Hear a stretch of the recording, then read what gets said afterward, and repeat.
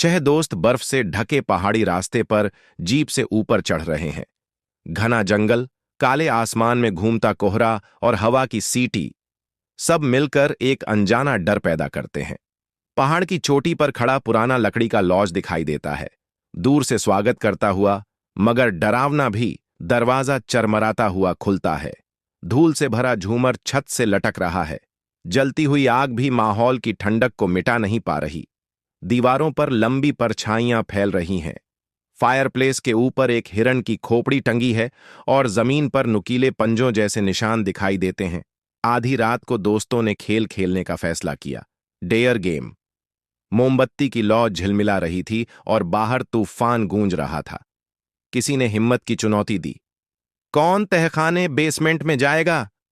तभी बिना छुए बेसमेंट का दरवाजा अपने आप धीरे धीरे खुलने लगा।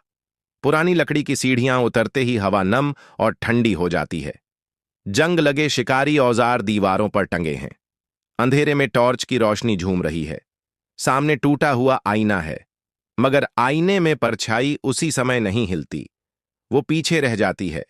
अचानक ऊपर से चीख गूंजती है।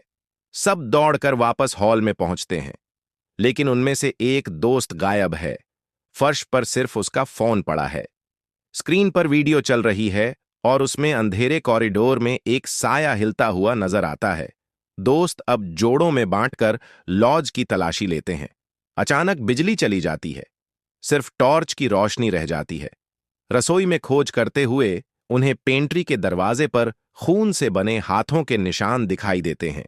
बाहर जंगल में एक दोस्त कुछ देखता है, भयानक प्राणी। उसकी चमड़ी हड्डियों पर चिपकी हुई, लंबे पंजे और आंखें जो अंधेरे में हल्की रोशनी से चमक रही हैं। वह पेड़ों के बीच से तेजी से सरकता है। लॉज के अंदर दोस्त दरवाजों और खिड़कियों को बैरिकेड कर रहे हैं। अचानक मुख्य दरवाजा जोर से हिलता है। लकड़ी टूटने लगती है और पंजे अंदर घुसते हैं। सब चीखते हुए फर्नीचर धक्का देकर दरवाजे पर लगाते हैं। तभी आग बुझ जाती है। पूरा हॉल अंधेरे में डूब जाता है।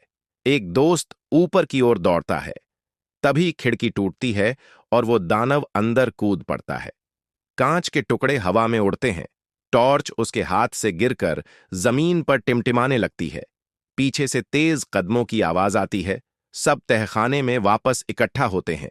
पुराने लालटेन जलते हैं और दीवारों पर अजीब निशान चमकते हैं, वही प्राचीन चिन्ह जो बुराई को रोक सकते हैं।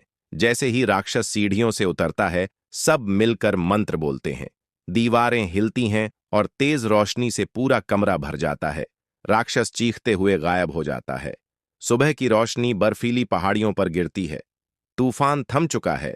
लॉज टूटा फूटा, टूटी खिड़कियां और खून के निशान अब भी मौजूद हैं।